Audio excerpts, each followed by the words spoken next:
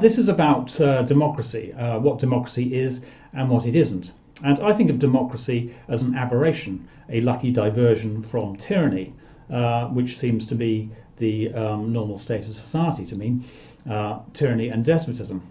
That's because when I was a teenager in the 1970s, there were only a handful of democracies in North America, Western Europe, Japan, Australasia, and India, and that was about it. Tyranny dominated everywhere else, most of Africa and Asia, the Middle East, Eastern Europe, and Latin America. So tyranny seemed normal, and democracy seemed like a freakish mutation. But that's changed, and democracy now seems normal and permanent and strong. But I still regard it as fragile and provisional. And when I see activists in masks disrupting meetings and silencing their opponents and violating free speech, I think I'm watching a yuppie trashing his dad's Ferrari and thinking, well, Dad will get me another one, my your certainty. And I think that activists behave in this way because they've been taught the wrong thing about democracy. I think they've been taught that democracy is good, therefore it feels good. And then they probably imagine that anything they do that feels good must also be democracy. That's why they shout down their opponents and they platform them, because that's empowering. And they think democracy is about the right people having power. But that's not democracy. Democracy is about the wrong people having power. And democracy doesn't feel good. It feels bad. It hurts. The arithmetic hurts. In a democracy, the majority is dominated by the minority, not the other way around. The smaller rules the larger. In this country, a government is elected by about a quarter of the voters. Another quarter don't vote, and the remaining half of the votes are distributed between parties that didn't win.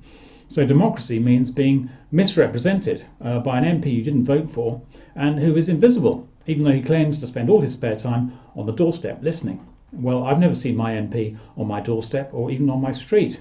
But then I'm 55, so maybe I'm being unduly impatient.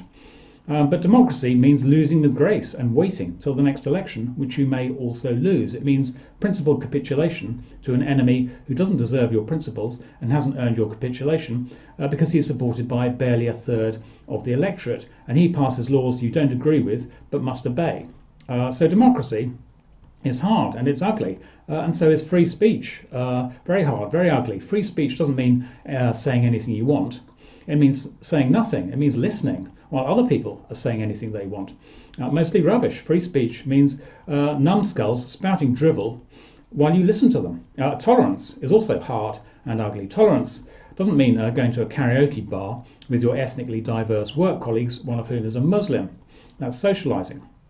And tolerance also doesn't mean boastfully supporting whichever minority it's fashionable to condescend to this week.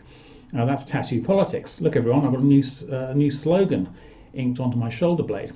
Tolerance is different. Tolerance means self-control. It means contempt, politely contained. It means a precarious ceasefire between mutually hostile communities.